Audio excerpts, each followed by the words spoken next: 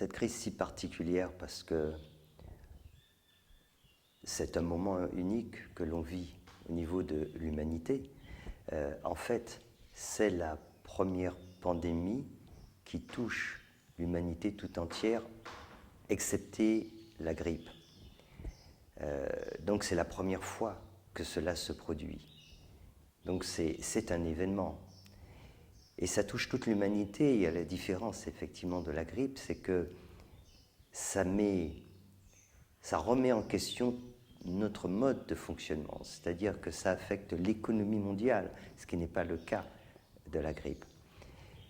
Donc c'est vraiment une grande première, une pandémie de la sorte qui nous laisse quasi impuissants et dont la seule réponse que nous ayons c'est « restons chez nous », c'est quelque chose de pas banal, sachant effectivement que tout le monde ne pourra pas appliquer cette règle, mais sur un plan spirituel, ce « restons chez nous », ça veut dire plusieurs choses. Ça veut dire d'abord, il faut se calmer. Parce que c'est ça le message de cette pandémie essentielle. Ce message très fort, ça veut dire stop, il faut arrêter.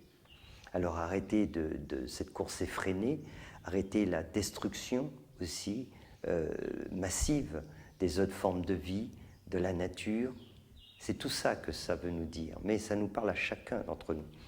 Donc il est très important que nous profitions de ce moment si particulier pour nous remettre en cause profondément.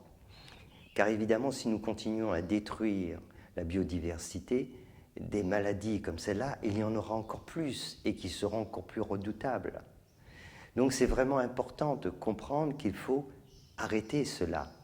Il nous faut maintenant réapprendre, je dis bien, à vivre en harmonie avec les autres, avec nos frères et sœurs déjà, mais aussi les autres espèces de vie sur cette terre et la planète elle-même.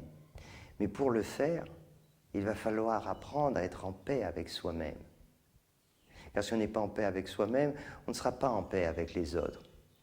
Et donc c'est un moment extrêmement important pour aller bien plus loin qu'on imagine dans son cheminement.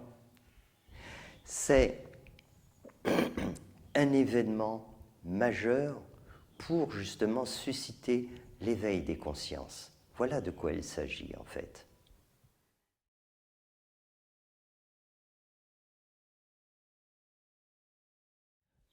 Nous sommes tous responsables de ce qui se passe. Tant que nous gardons à l'idée que ce sont les autres, que ce sont les responsables politiques, que c'est un tel, alors on n'en sortira jamais. Vous voyez, il y a des gens qui se focalisent en disant oui, cet homme politique comme Trump, comme Bolsonaro, etc. Mais tous ces personnes, elles ont été élues par des millions de personnes qui les ont portées là où elles sont. Donc le problème n'est pas là. Le problème, c'est qu'il s'agit d'une responsabilité collective. Voilà, ce monde est ce que nous en avons fait. Et nous avons tous notre responsabilité. Mais nous avons tous la capacité aussi de le transformer. Mais cette transformation de ce monde va passer par une transformation de soi. Et c'est bien pour ça qu'il est plus facile d'accuser les autres, car quand on accuse les autres, alors on ne se remet pas en cause soi-même. Et on dit aux autres qu'ils n'ont qu'à faire ceci, n'ont qu'à faire cela, ils auraient dû faire ceci. Mais la question, c'est que faisons-nous, chacun d'entre nous au quotidien, pour préserver la Terre? Que faisons-nous pour préserver les autres règnes de vie sur cette Terre? Que faisons-nous? Quand est-ce la dernière fois qu'on a fait quelque chose de bien pour la Terre?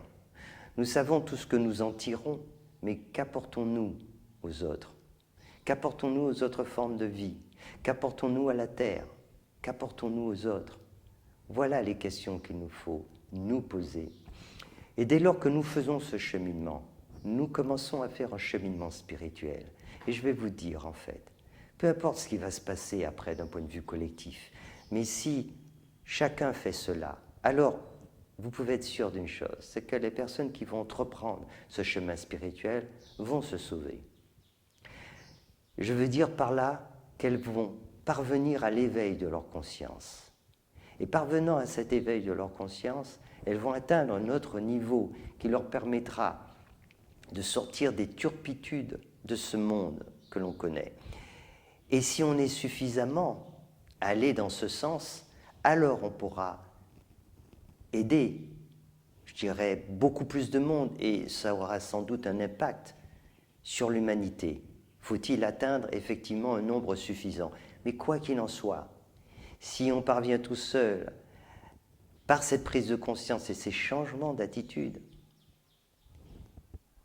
alors c'est clair qu'on aura réussi. Et ça, c'est vraiment le plus important.